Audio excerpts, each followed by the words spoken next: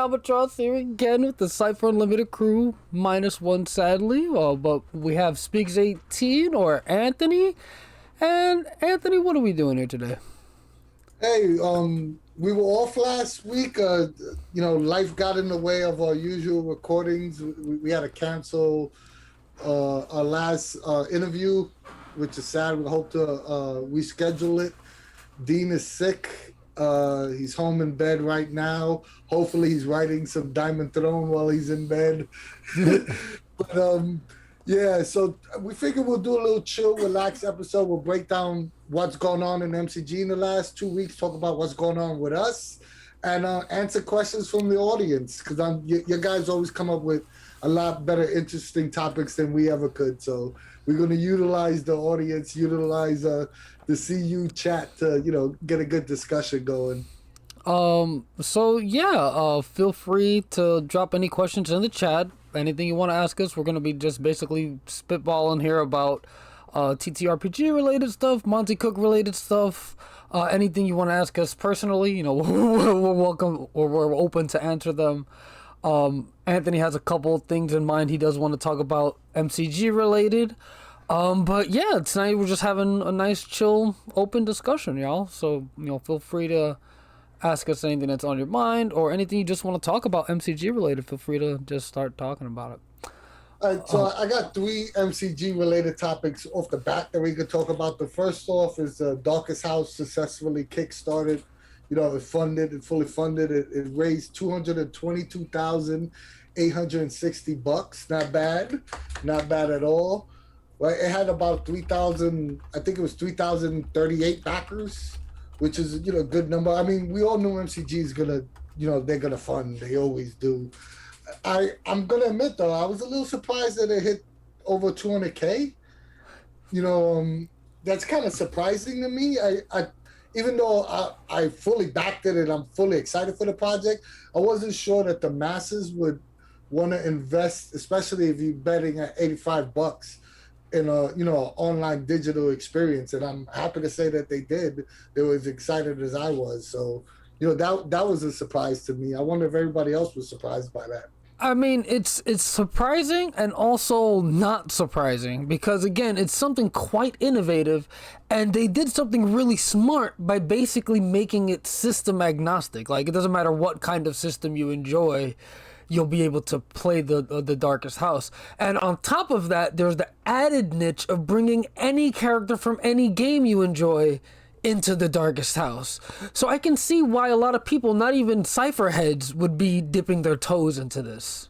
Yeah, it had a very unique feel to it, and I get a feeling they had a lot of backers that weren't necessarily MCG fans, but were fans of new styles of RPGs or new ways of playing RPGs.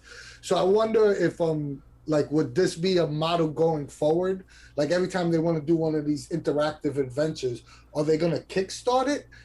Because, now you have the foundation, and which you kickstarted at $85, which is another question. It's a legitimate question to ask. Yeah, sorry, I'm a little distracted by the question in the chat there. Just for clarification, I don't believe Dean is sick with anything pandemic related. He's been at work. I think it's just like a small flu or stomach bug or something like that. It's nothing serious. He just needs bed rest. For those that don't know, Dean works 4 days a week, 12 hours a day, 3 days off. 4 days on, 3 days off. So when you get the common cold and then you're working 12 hours a day, it just beats your body down. So he really needs, this is his first, today was his last day working. So he really needed to rest and get some sleep, because if he didn't, he was just going to continue on being sick. So when he told us, we told him, hey, we got this, rest up. But it just so happens for everybody that's back in Diamond Throne, that's really kicking into high gear. He has a lot, he's writing one of the adventures for that. So he's probably not listening to our advice. And if I know Dean, he's in front of his computer typing away on his adventure where he should be sleeping. So if you're watching this, Dean, go to bed. You can wake up tomorrow and type away and do some work. Or hopefully he's compromising a little bit and is typing from his phone in bed. Because, we live in a modern age. You could do that. It just needs a tablet, a phone, whatever. You can get some typing done in bed while you're, resting up. But, yeah, he should be back to business next week with us when we do our next stream and whatnot. But, yeah. Yeah, so the Darkest House. So what was your takeaway on that? I was also a little disheartened that it made almost as much money, or maybe it might have made more than Heroes of Cypher System, which was like, you was getting 3 books and a whole new genre to play with, and so that was a little funny too. I don't know how to react. Again, that because I don't know the specific numbers, but it was very close. If not, not more, whatever. I don't know who I can was look higher. it up. I'm on the Kickstarter right now. Either way, oh yeah, and Anthony, real fast, because there is another question in chat. How do you want to handle those questions? Do you just want to throw them in there as we speak? Because there's a question about mechanics speak. Yeah, we pretty loose. But there is a question from Sinjin Wolf about the foci brandishes an exotic shield, and it says, does the player get the speed defense asset from using a shield? I would assume so. As long as they're wearing a shield, they should get it. Again, I don't know the specifics of that foci, but they're brandishing a shield unless the rules specify differently. Yeah, without fully reading the rules, which you could tell me the book and the page, I could definitely look through it right now, but I would also give them the speed asset. Or, some GMs rule that what benefit the shields give differently again, but as per Raw, yeah, it should provide that benefit. But going back to the Darkest House discussion, it did. Just not to cut you off, but it made about 50,000 more than the Heroes of Cypher System. It made 50,000 more. Yeah, Heroes of Cypher System did 178,643. All right, so what that is really a huge test to, and again, I was going to say, and especially now that we know that it made more money, was again that it appealed to a wider market. There were more people interested in picking it up. And again, is there a breakdown of how many people backed at the lower tier versus the higher tier? I don't know if we could see that specifically. That information. I don't believe it. Doesn't tell you. It just tells you the number. No, but I will tell you that the backer numbers was, close to 600 more. Oh, wow. Yeah, so again, it has a more universal appeal because no matter what system you're playing, you can throw your characters, your team, your party into that Darkest House. And again, it's also really innovative in a time like we're living in. So people who see this sort of digital adaptation to make the ease of sharing resources like sound effects, images, whatever have you, maps, make it so like a streamlined that process for the GM, that's really appealing, especially right now. So I can see why that, like, in and of itself might have brought people who are just interested in, like, they'll back it at the lower level just to see what it's like to, like, maybe even, going forward. I mean, I 100% agree with you that you're backing it on the base of you getting an experience that you've never had before. A unique way of running a game, but it's kind of twofold. If we look at, like, I'm just going to play devil's advocate, right? On Heroes of Cypher System, right?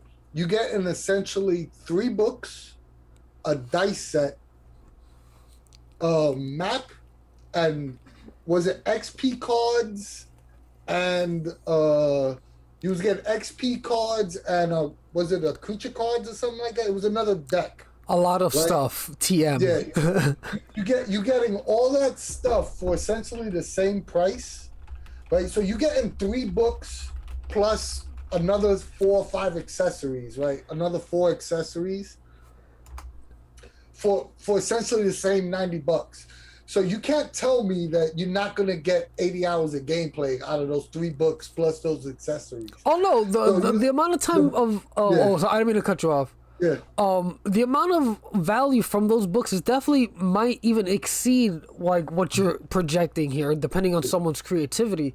But again, the fact that we live in the age that we're living in, and it's something people probably have never even seen or thought of before. That in and of itself is intriguing enough to get people to buy in to see what it's like. Yeah. And It's frankly, I didn't get to play test it yet, but you had a little bit of a taste of it, but it's very exciting. It's in a very exciting concept. I can see that we talked about it in the interview, I believe, with Charles and Monty, you know, those separate interviews, like how they could adapt this to other adventures, other genres, make one for each of the setting books. It would be amazing. Like there's just so much to do with the whole basis or concept of that digital medium for the GM to distribute stuff and have all the materials in one place. Just send the link. It's an amazing concept. It's just amazing. Yeah, we definitely plan to stream it once we get our hands on the software. So, you know, I'm definitely looking forward to that. Galactic House Cat has a question. My player wants to pilot a small mech but not build her character around it. Should I make it an artifact that she could jump in and out of? I would just make a straight vehicle. You can look at there's already a Cypher System version on Drive Thru RPG, Mecha versus Kaiju, where you could just take one of the mechs from there and use that. Or you could look at the way the vehicles are in the Vert books. I know I'm giving you other books to buy, but you know, and I'll just make it a straight vehicle. It doesn't even have to be an artifact. And just to agree with you. I was gonna say that way you can open it up to other players wanting other vehicles besides mechs, you know, instead of, because if they're not using it as their focus or the main focal point of their character, then I believe you should open like having a cool vehicle to all the players.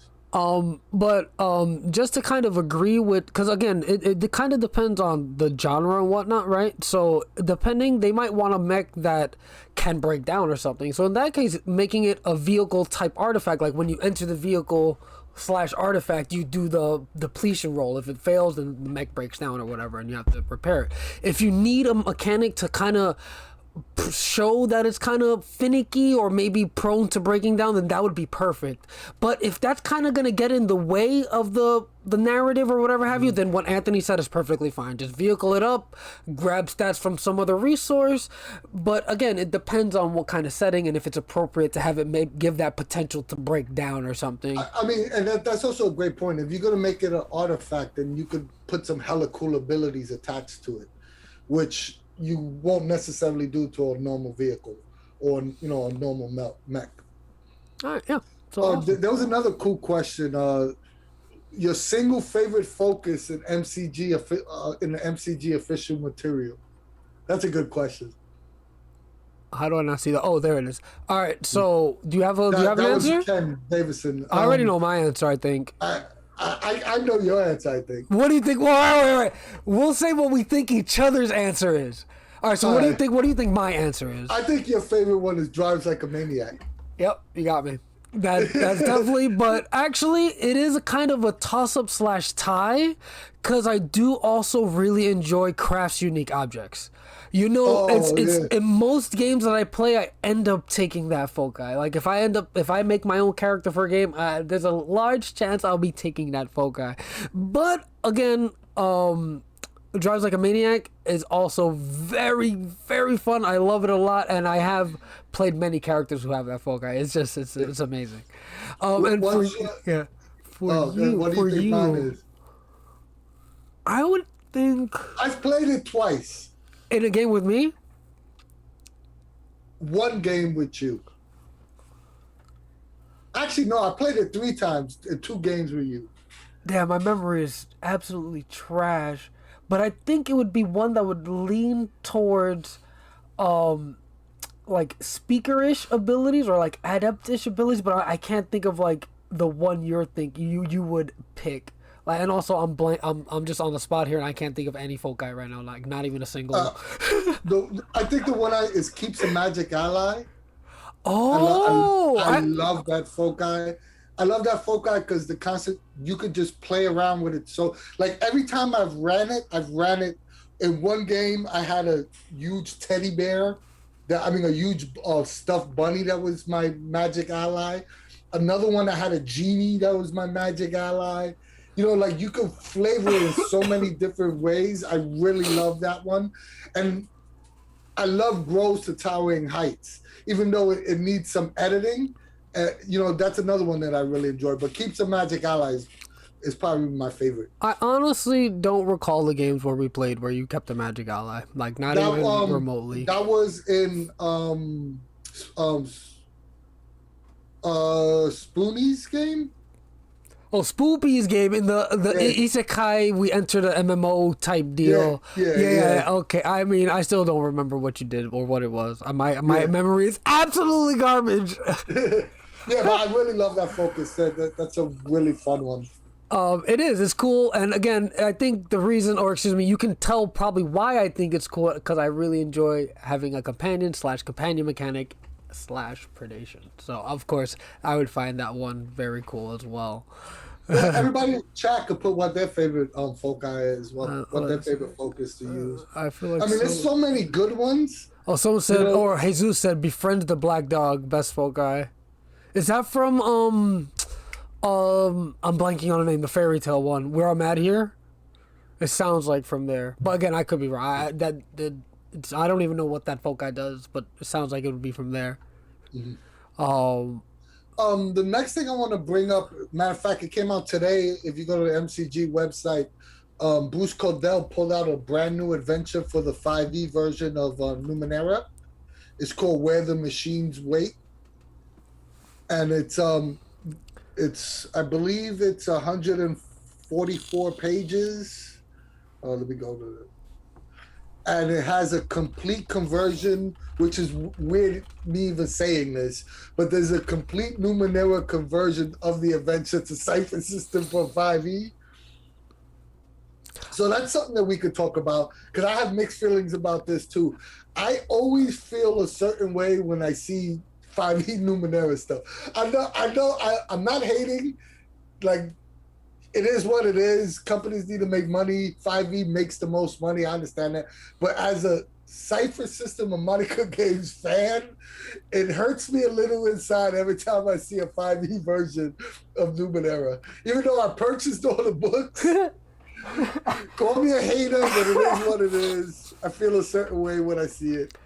Again, I honestly cannot comment much because, I'm gonna be frank, transparent. I don't own those books. I haven't bought into them. 5e is not anything I would, I don't own any 5e books. I have like first edition. You don't have the player's handbook? You have the player's handbook. I had the player's handbook. I left it in Queens. I left it for Yuri and Martina, my in-laws. But yeah, I don't own any. So it's hard for me to really comment too much on this. But I do agree with your sentiment, right? Like, it feels really weird to see them making this 5e products. But again, from a business perspective, very understandable. Like, that market's huge. And again, the setting's very interesting. So people playing that system 5e would definitely be interested in something like that. So I can see why they would decide to make them. And for the record, I haven't played the Numenera 5e, but I read it, and the conversions are solid. It feels like 5e. It feels like Numenera. It's a solid conversion. Just not for me. I bought the what are you sponsoring Pepsi? You're holding it like perfect. Like the logo is like perfect. That was unintentional. I want to see it. But what you call it, it's a perfect conversion. Excellently written, well done. It's just that I don't know. If I'm gonna play Numenera, I'm gonna play it in Cypher System. Oh, yeah. I'm gonna play it in the rules that it was originally written in. I'm just still laughing there because it was perfect. It was perfectly aligned. I had my pinky up, like. Oh man, no. But the adventure does look really cool.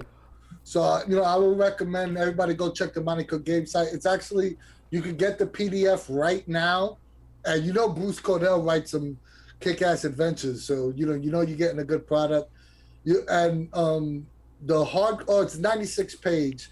And the soft cover book is going to be $30, $29.99, and it's for pre-order right now. But you could go on and purchase the PDF immediately.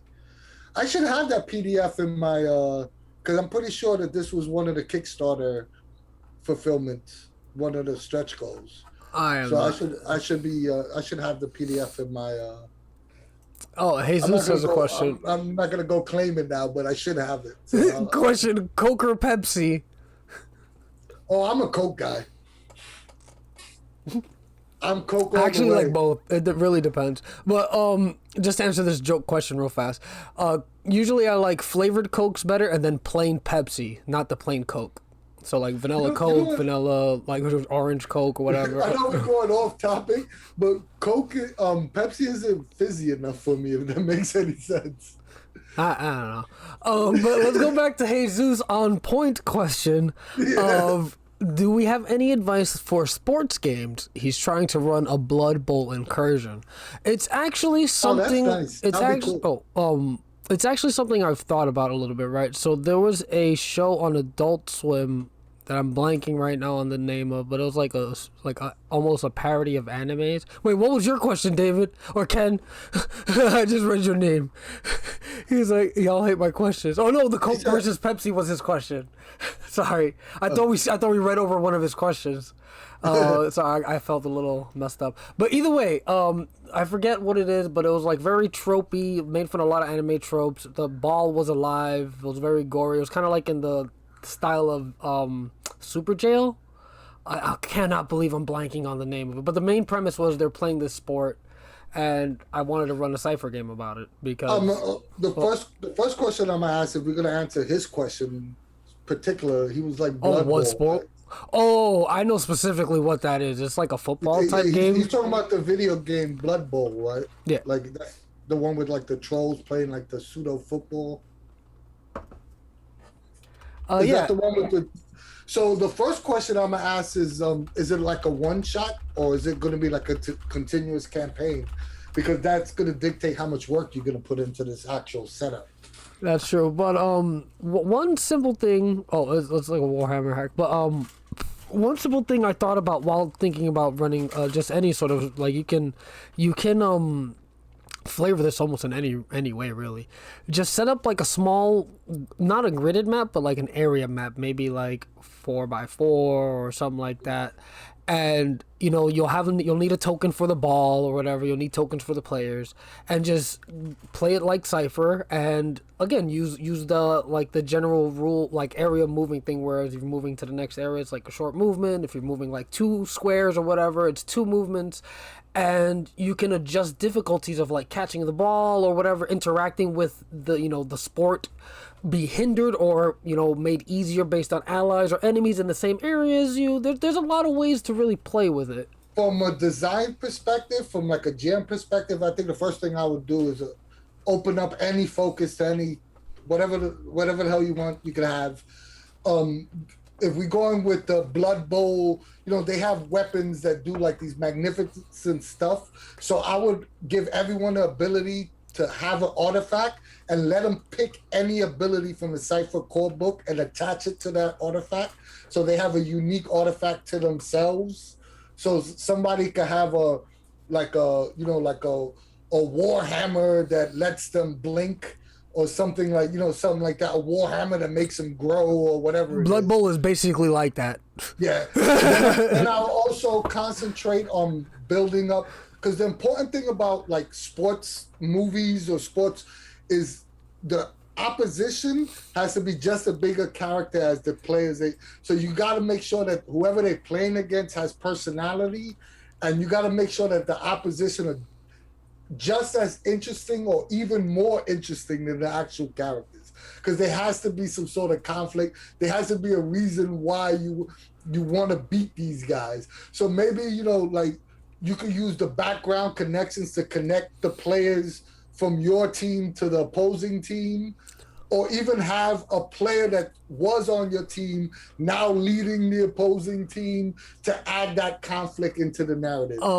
And I'm just gonna. Shaolin Soccer, David, is awesome. I love that. That is really good. That's actually a movie I've seen. That's actually a movie I've seen. I've seen that one. It's good.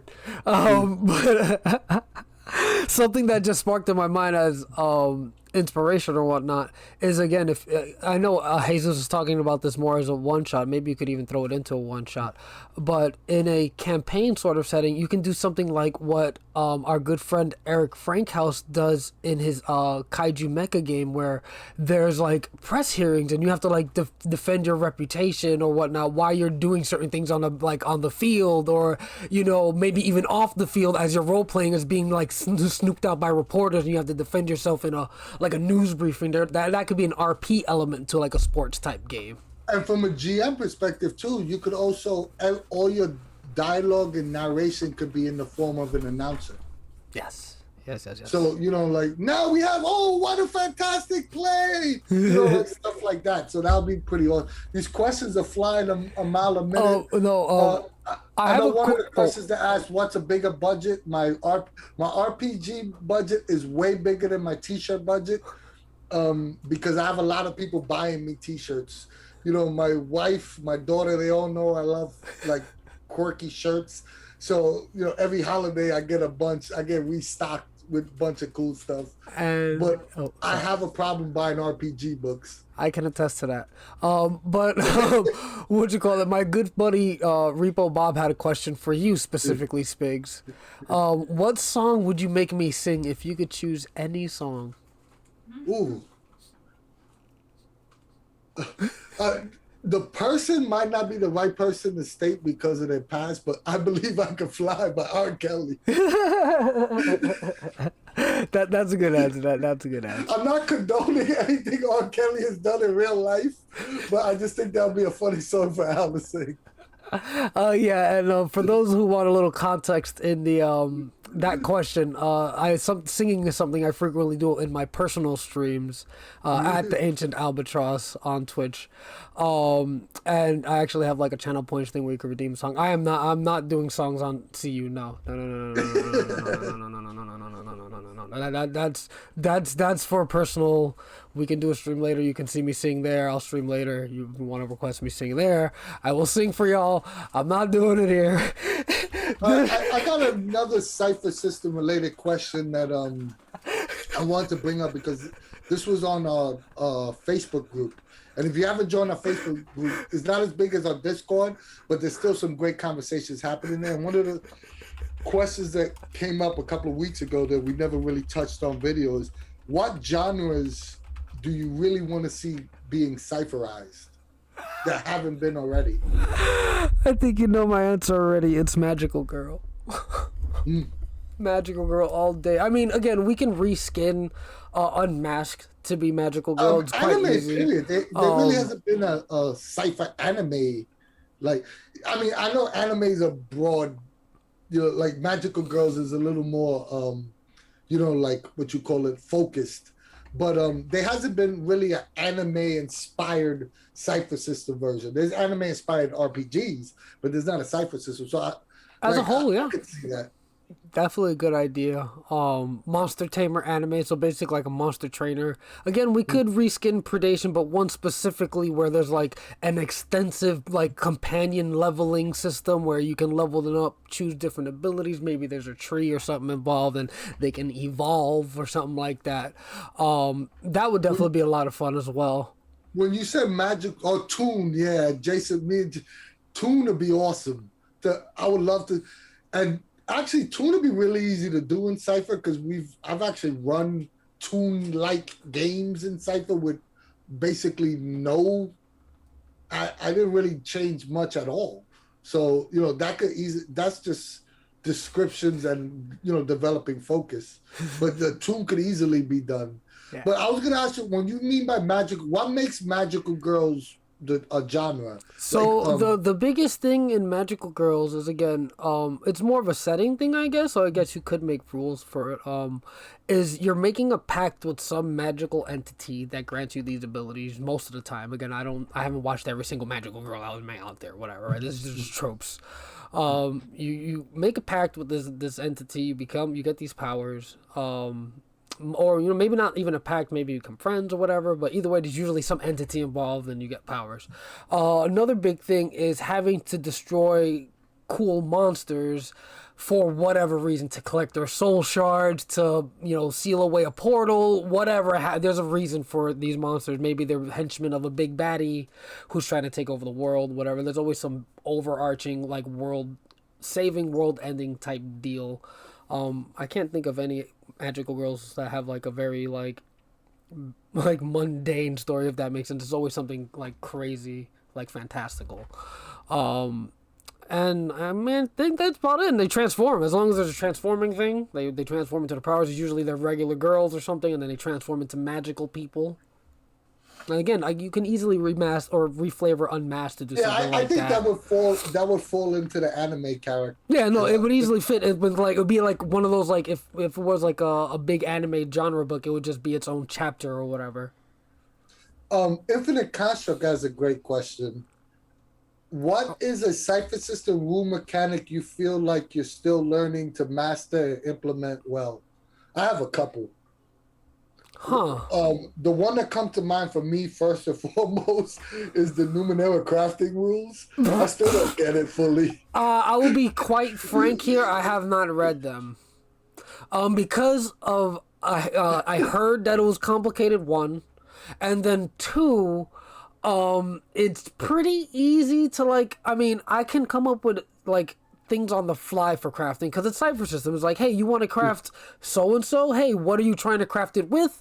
Here's the target number because of these items you're using. Yeah, but that's not the rule. I know what you're saying. I know. I'm just saying. You simplified it. Like hella. Again, I'm just saying that's how I do it personally at home, in my own free time, in my own games, where it's my rules.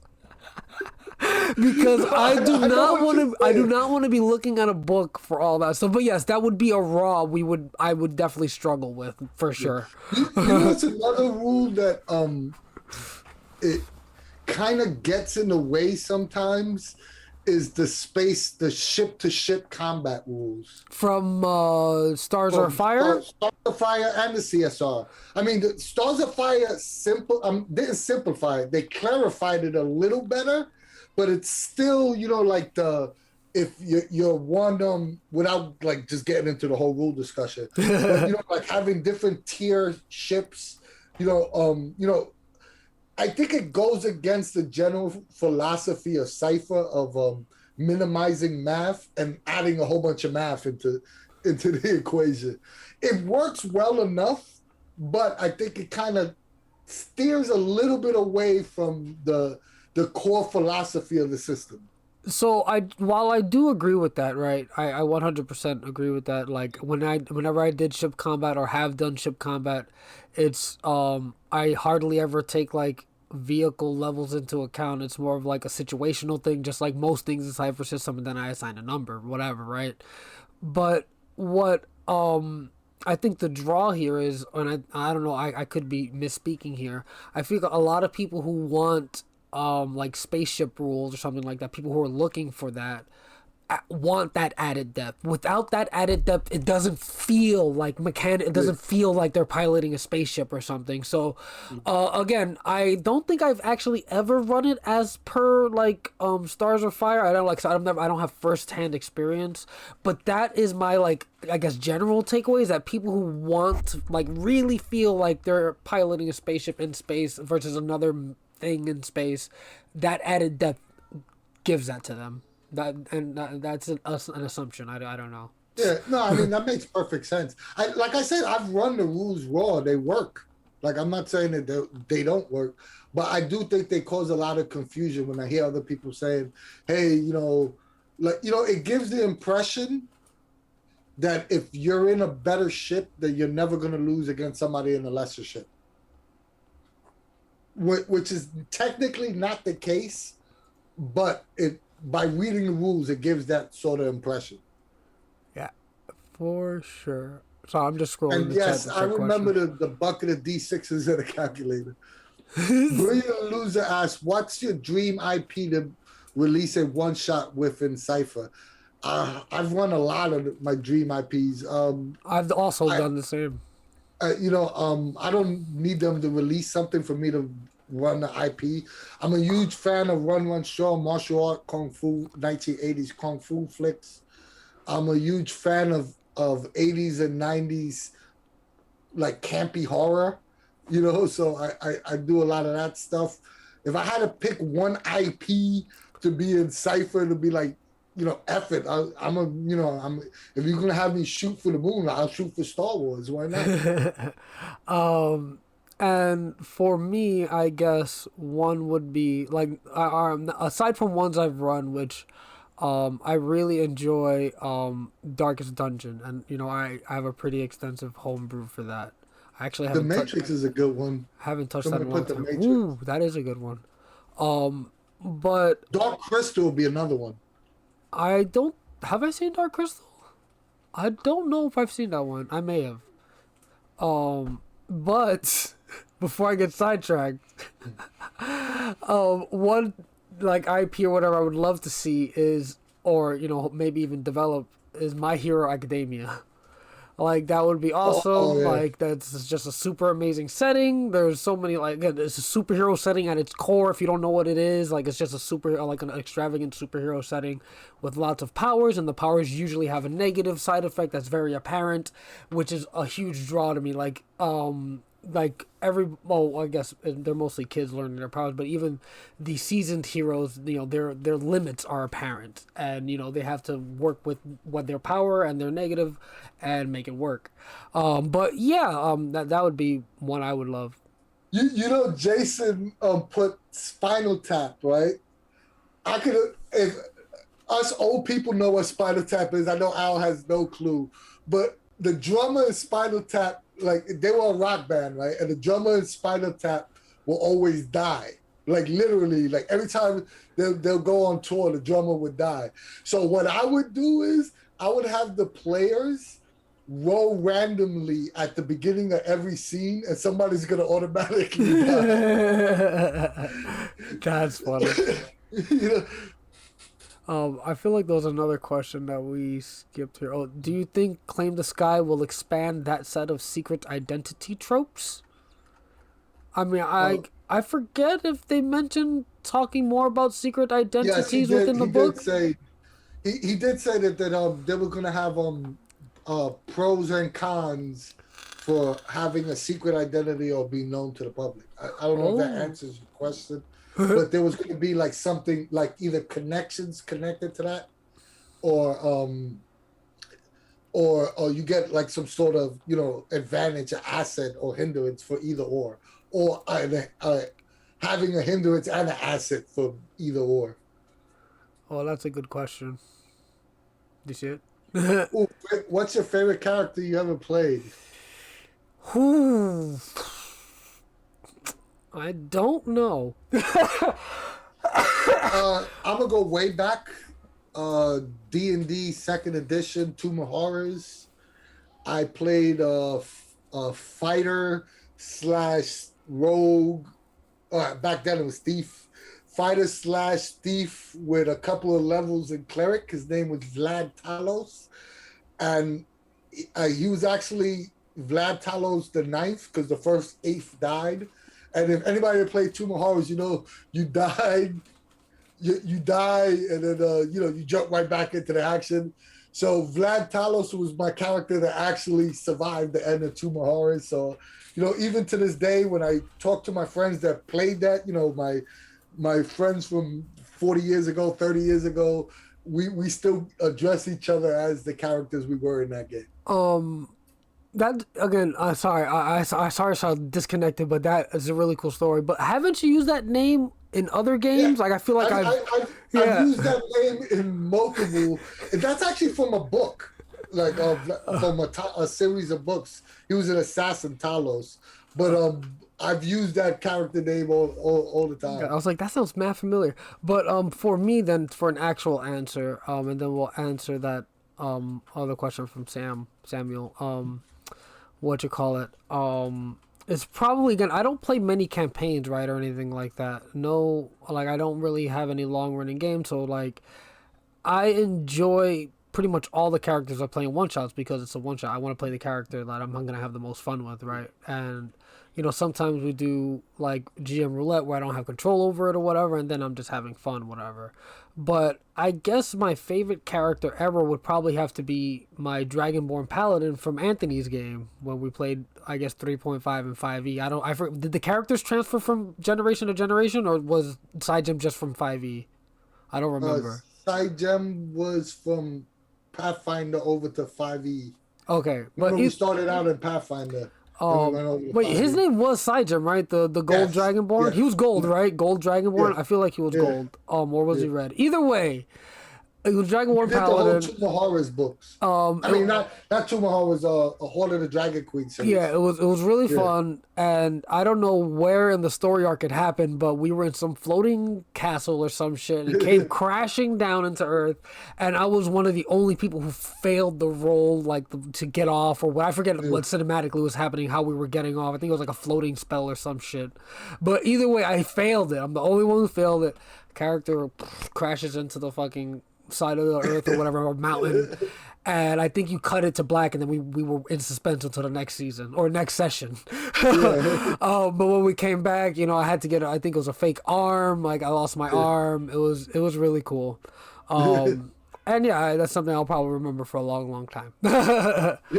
Yeah, that was a lot of fun. Somebody wrote, "What's your favorite decaf soda?" Yeah, that was a nice question. I like caffeine, so I don't drink decaf soda. I guess. But if I had to pick one, I'll pick Tab. Anybody that knows those old school sodas. Decaf soda. I don't think I partake with any soda that's decaffeinated in any way. I don't. The 7-Up, I'm sure that has caffeine in it, like ginger ale, that has caffeine in it. 7-Up is decaf. I have no idea, like those whitish sodas that might not have caffeine in it. Those, I guess, would be my favorites. But nah, it definitely wouldn't be a favorite quote-unquote soda. Or I guess a favorite, like, non-soda drink, maybe would be a better question to answer. Oh, a non-caffeinated drink. I'm hooked to now. Hopefully we'll get lately I've been drinking, this is blackberry chai tea and lemonade mix at you can't see it now, you can see it at Starbucks. This shit is freaking delicious, yo. I'm addicted to this. It's blackberry chai tea and lemonade mix. It's really good. That sounds pretty good, actually. I mean, I always have for my coffee spot, because again, when you say decaffeinated, like I have caffeine like multiple times a day. Like I can't like either way. The favorite thing I get is like an ice blended cookies and cream drink with espresso added to it because I am a fiend. But that was kind of like the anti-answer to this question. So I just answered my favorite caffeinated beverage. Root beer doesn't have caffeine. I like root beer as well. I don't like root beer. Yeah, I like root beer. Root beer with ice cream is super delicious. Right. Now we totally... Carbo Man, let's get back on questions. Our good friend Eddie. Y'all like kombucha? Kombucha? I've never drank it, so I don't know. I'm actually a little scared to try it. I don't want to drink something that's alive. I know that's putting it in a very weird way, but yeah, I'm just, it makes me nervous. Techman asks, anyone think of having delved into the distant cousin D&D say Planescape for Cypher? Planescape is how I was introduced to Monty Cook. So I played a ton of Planescape in high school. Like I knew Monty Cook from Planescape. Like anybody knows the second edition, he wrote most of those books. So yeah, I absolutely, what you call it, love Planescape. And I would play it in Cypher, but Numenera has a lot of Planescape elements. I was going to say I can't really answer that because I don't know anything about Planescape. Planescape's an awesome setting. What y'all mean Yogan is alive? Oh no, nobody tell him. Nobody tell him. Either way. It's the stuff. Don't shh. The next question. What you call? How long do you think the stream will last? Not too much longer, I don't think, Anthony. I mean, what do you think? Yeah, we'll probably BS for another 15 minutes or so. But yeah, like normally, normally we write up like we either come up with topics, or we write up have an interview set up, but we've been really like. There's a lot of stuff going on. I have twin 5-year-olds that their birthdays next week, so I've been doing a lot of planning for that. We did my daughter's room. She got a new PC. Her birthday was last week, so like we didn't have a lot of time to to set anything up. That's one of the reasons why we canceled last week.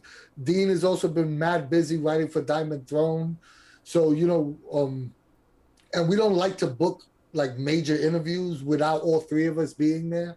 So it's been like a really awkward period for the CU right now these last 2 weeks. So but we didn't want to go a second week without recording anything, so we decided to hop on to chat with you guys because we love you guys. And I mean, ditto on that. We ran a sentiment. one-shot call based on the stuff, Techman. It's on our YouTube channel. Yeah. What you call it? And Oh, Infinite Construct got a great question.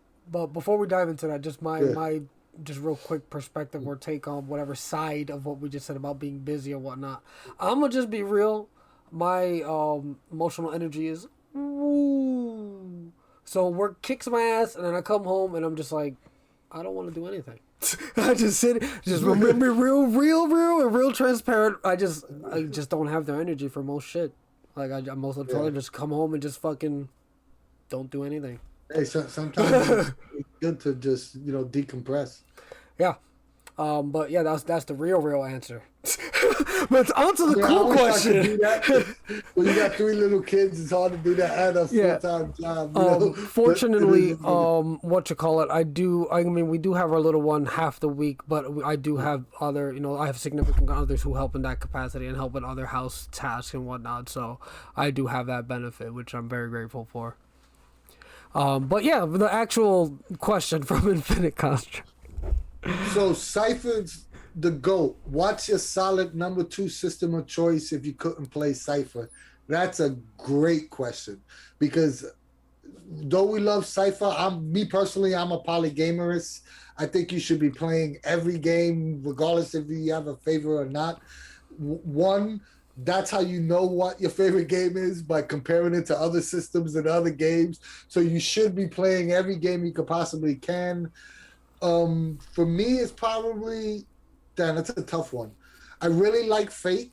I enjoy playing Fate a lot. I like the age system. For those that don't know, that's for Dragon Age, and I like that whole system. There's a couple. There's a lot of games. Do you want to stew on that for a second while I? Yeah. So because Anthony again has the most experience here. He's been gaming for like 2 million years. I don't know, long time. So he's played a lot of systems. Me, on the other hand, I actually have not played too many systems. I was maybe Pathfinder a couple times with Anthony. There was D&D, I think 3.5 and 5. And then I got introduced in Cypher System, and I fell in love. Like I'm one to like just dive head in all the way in once I like something. But one system I have, and again I don't know if you would count this.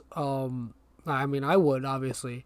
One that I've enjoyed. Yeah, exactly. Eddie beat me to it. I mean, this is going to answer his question. My favorite is, my second favorite would be Lasers and Feelings. I love running that. I love playing it. It's so fun, and it's a one-page RPG. It's super simple. It fits on one page. The rules are super fun. And they've recently, I believe, made their the base game open license or something, or the engine or whatever you call it, so you can make your own spin-off of it and sell it or whatever. It's really, really cool. I highly recommend looking that up. Lasers and Feelings. It's awesome. I believe it was always open license. There was never. I mean, they like at least recently made an official announcement about it, like, hey, go and publish this, sell it, like make money off your creation, your spin on it, whatever. But yeah, and I guess that would be my answer to the have y'all played one-page RPGs is yes, which would be Lasers and Feelings. Yeah. I think me would probably be Fate, but I like the age system a lot. And the one system that I want to play a lot more of is anything powered by Apocalypse. Dungeon World, Apocalypse World, or Powered by Apocalypse is an awesome, what you call it, it's an awesome game system. It's a game set of rules. There's so many good versions. So anything, powered by Apocalypse, I want to experience more. What's the game system you least like? Wait, is that just... Did someone ask that, or is that No, what I'm you... just asking. GURPS! GURPS! I'm gonna yell it, GURPS! Yo, so before Anthony introduced me to Cypher System, I asked him, I was like, yo, what's something I could use to like run? Like, I want to run, I forget what I wanted to run as. Maybe it's Power Rangers. I forget what the fuck it was. Yeah. I was like, I want to run this thing. There's no system for this thing. He was like, try GURPS.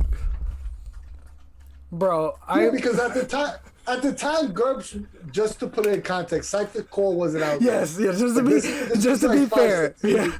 Yeah, Cypher, and he was saying, hey, I want a game system that I can play anything.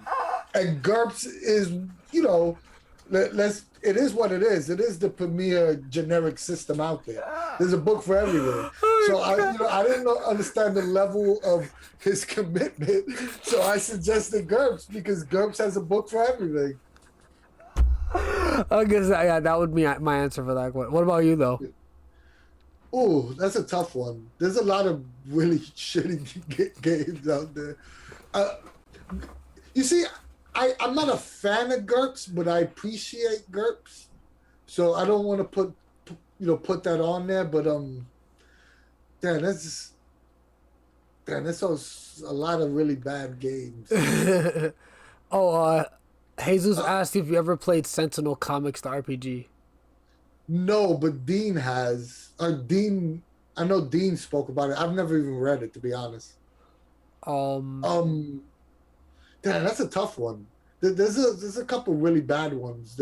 You don't have a top bad one though. Didn't you say that even though you liked it, Teenage Mutant Ninja Turtles was terrible? No, I mean I'm a defender of Palladium games. The rules suck, but they had the best settings and. Yeah, I mean like mechanics are like, all right, so that's one. Mechton. There was a rule for everything. There was a old school mecha kaiju game from back in the day. It took like 8 hours it took all day to make your character, and then it took another, like, every action took like 20 minutes. It was a fucking jumbled mess. But that was the 80s. There was rules for everything. There was rules for taking a shit. Hero system is bad too. They just heroes are like, but either way, Techman asks, how well in Predation and the companions' capabilities match the players, especially at tier 6. I felt that companions can get outstripped from certain capabilities, besides an RP strength to them. So what I'm gathering here is you feel like they're too weak. There's easy ways to homebrew to make them stronger. And I believe they also level up with you at tier, like they gain abilities at each tier with you. Yeah, I think one of the issues we had with that whole tier 6 game is that we had way too many players. No, for the companion route, we had 6 players. Your companion didn't get an opportunity to do it. That was my fuck up. We should have ran that with 4 players max. A 6-player party with companions was 12 people playing, which was just way too many characters. There's also that party size definitely plays a huge factor in Predation. Yeah, because when you play Predation with 4 people, like, it's a huge difference. You know what the problem was? We didn't have an opportunity to really feel.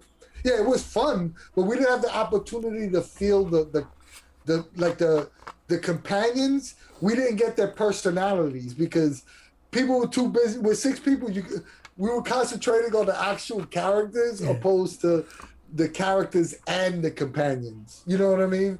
So I think with a smaller group, we could have really, fleshed out the companions a whole lot better. That was my bad. Definitely plays a huge factor. That's part about being a GM. We go into this GM discussion because I think this is very important to say. No matter how experienced you are as a GM, you always are going to make mistakes.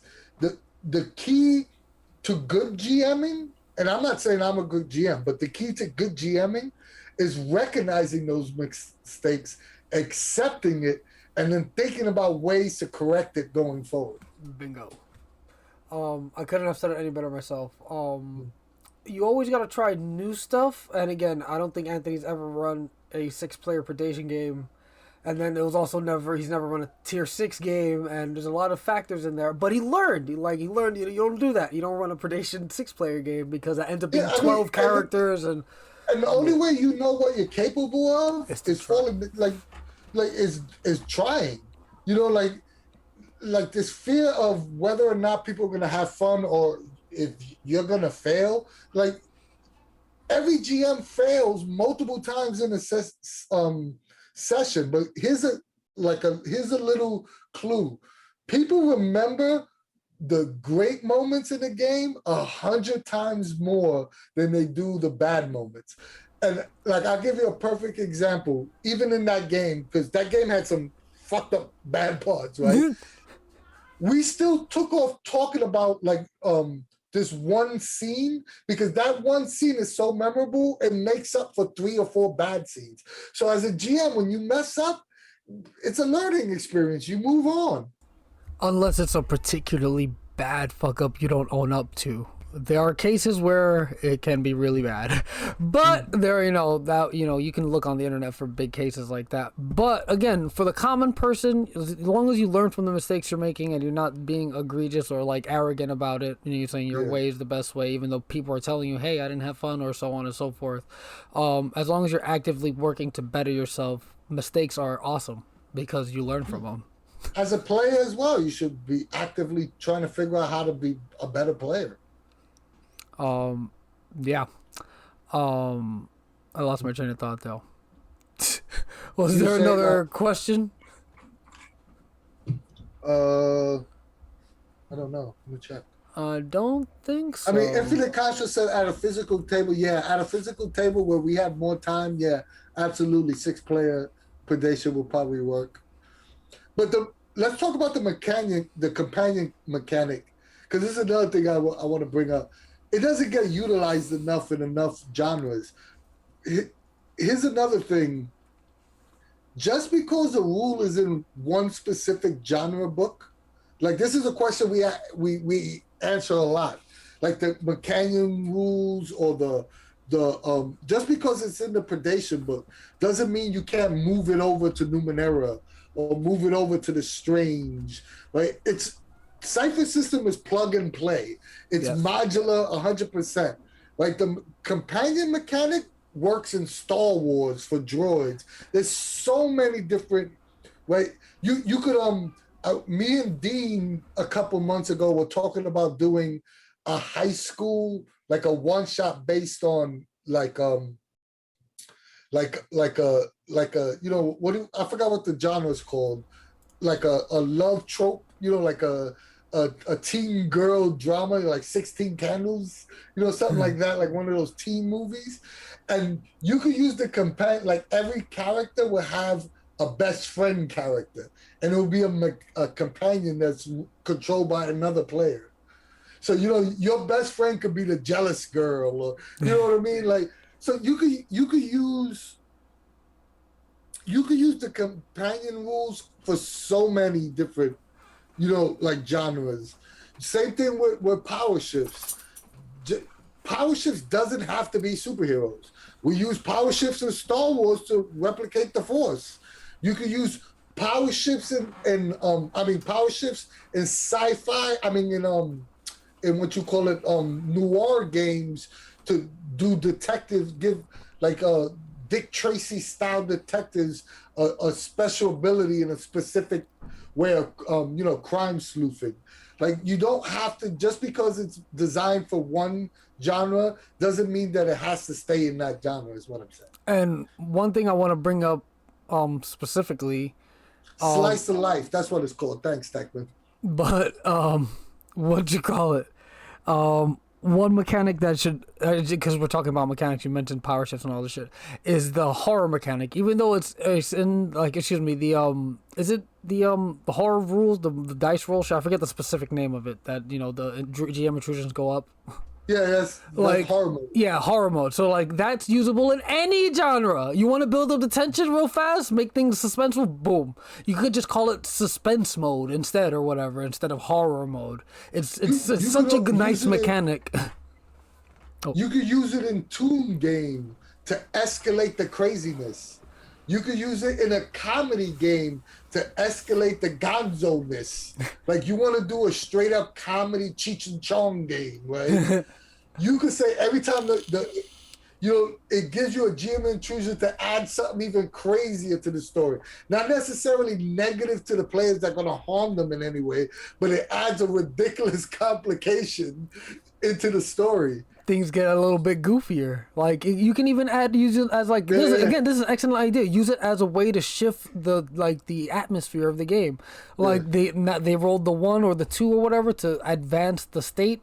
Now in the Toon game, things are a lot more toony. Like maybe again you might have a real world toony game. Now the real world guy is a little more toony or something like that.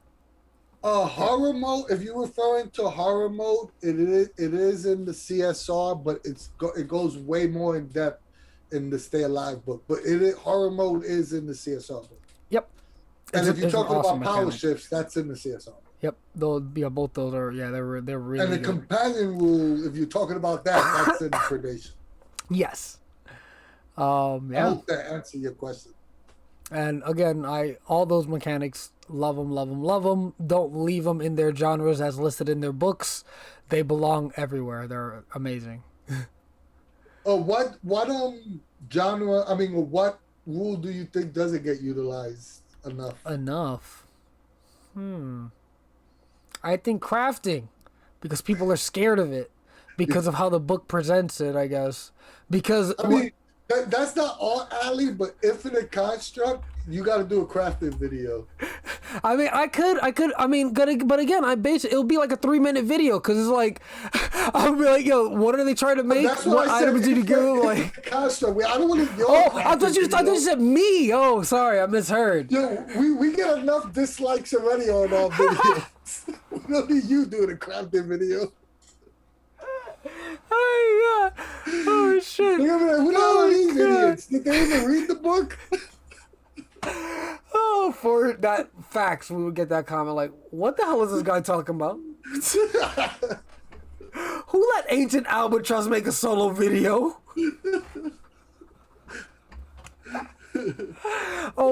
But honestly, just to touch on that though, right? It's something I have kind of thought about for potentially a Monster Hunter type game, because crafting is very important, and then that game would have to be a campaign type game where they go out and have to collect specific materials, and there would be like tables for like materials that drop off the monsters they're killing, and they would have to do something, a cinematic big fight with the big boy, and then they roll on the loot table for the hopefully rare loot. And again, this would be a very niche game for people who enjoy that sort of like farming and want to emulate it within a role-playing game.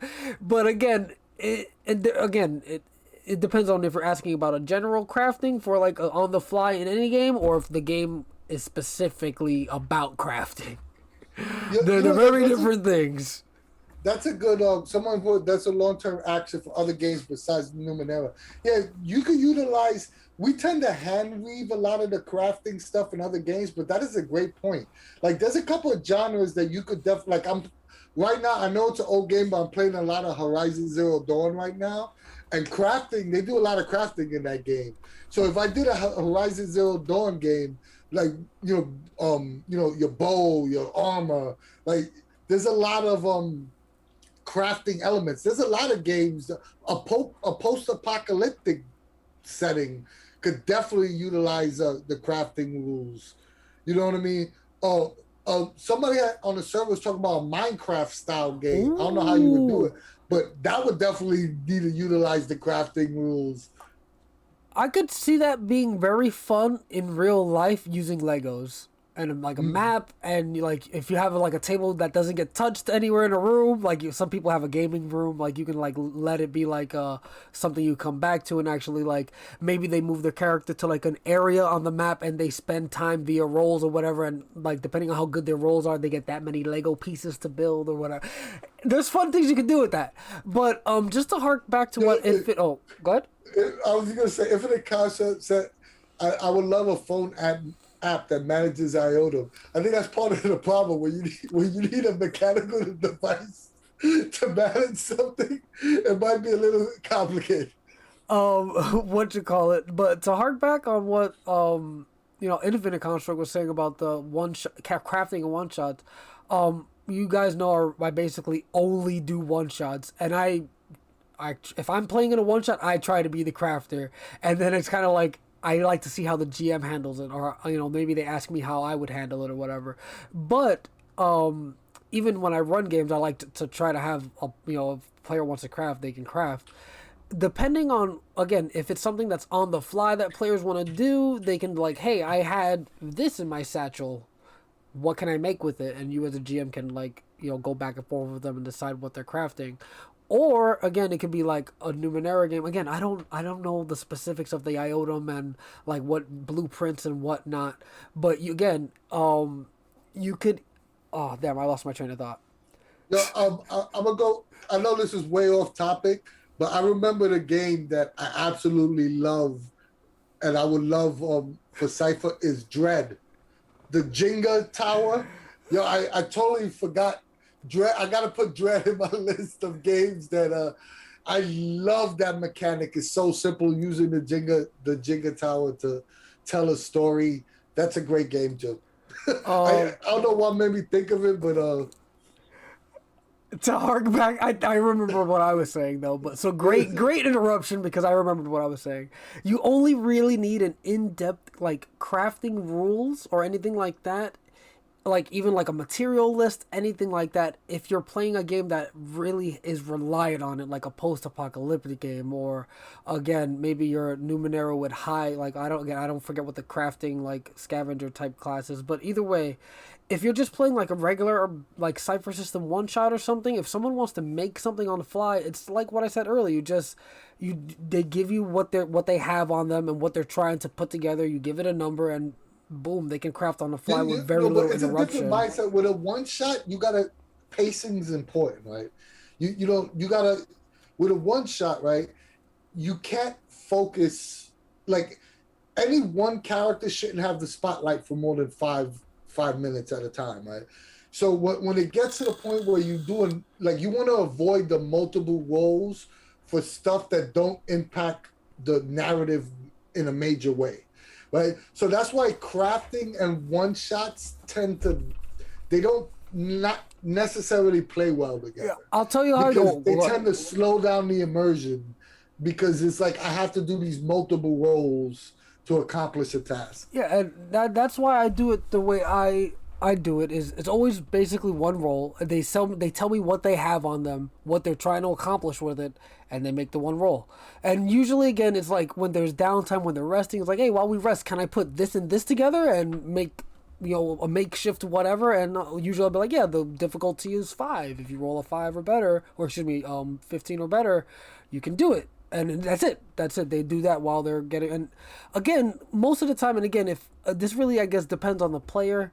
I know me as someone who enjoys playing crafting characters. I'm not in the middle of a climactic scene for other players. You're gonna be hey GM, can I actually craft while they're having this dramatic moment, and I just want to be on the side making this thing I wouldn't interject that way. You see, that's the tricky part too, right? Because you what you said, craft unique objects is a great focus. I love it. Yeah. And as a GM, you want the person that took the time to build a character using craft unique objects to feel special, right? You want them to be able to impact the story and be part, because that's their shtick, right? That's the reason why they're in the group, because they build crap, right? They build stuff. So you want to make them feel part of the story, but you also don't want to go, hey, we're gonna run through these series of roles,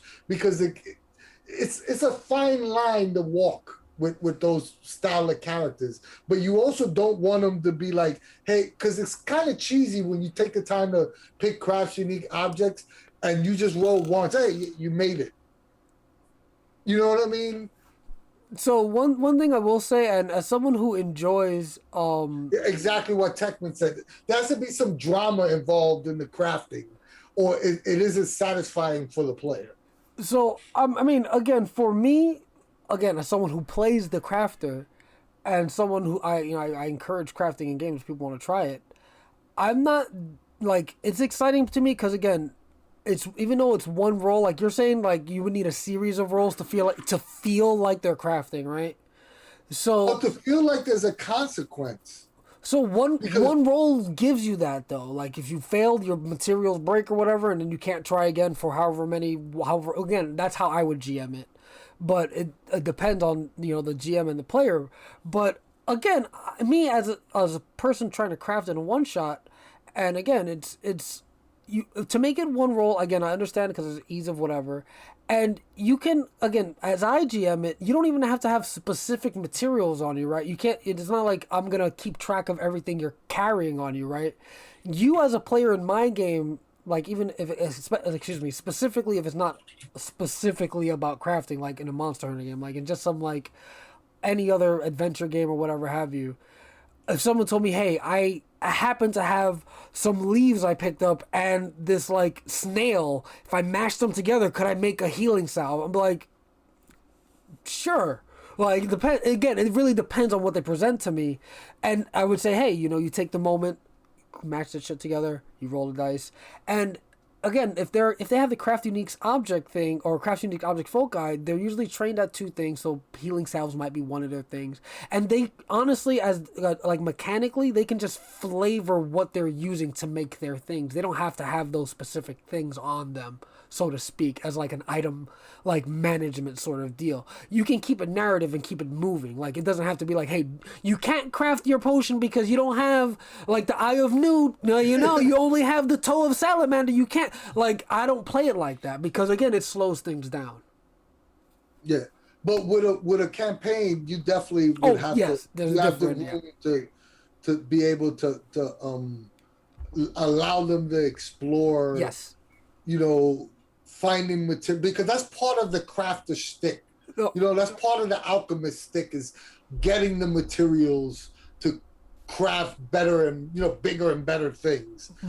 mind you, with the asterisk on my last comment, that was for one shots. In a Yeah. campaign, you definitely want to have something they can build towards. You can still implement my style of crafting when they want to like do stuff on the fly, but they should have like materials, like specific materials they're trying to gather to do something major. Like instead of crafting like a healing thing, they might be trying to craft an artifact or a very high powered cipher.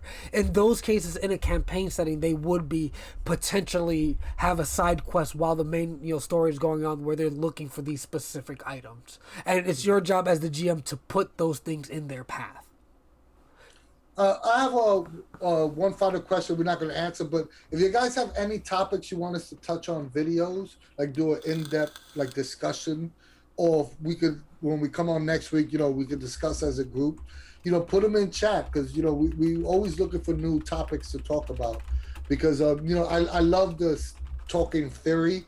And, like I say in every video, your guys in chat come up with way better answers than we ever could. So we really appreciate y'all. Yeah. I echo that sentiment. Yeah, let us know what you want to talk about. Because honestly, this little talk has been a lot of fun. Mm. I enjoy the looser talks, so let's just like branch out and not feel like we're getting too off topic because the whole thing is we're just here chatting about whatever. So, it doesn't feel as bad to have these little like not segues, but like cutaways into random shit that we were reminded of while we were talking. Because it's kind of why we're here, just to have a stream of consciousness, talk about whatever is at hand. So yeah, I would love to do more of this style of video. And hopefully Tolus will be dropping soon. So I hope everybody's excited for Tolus as I am, because I think I'm actually gonna run a Tolus campaign once it comes out.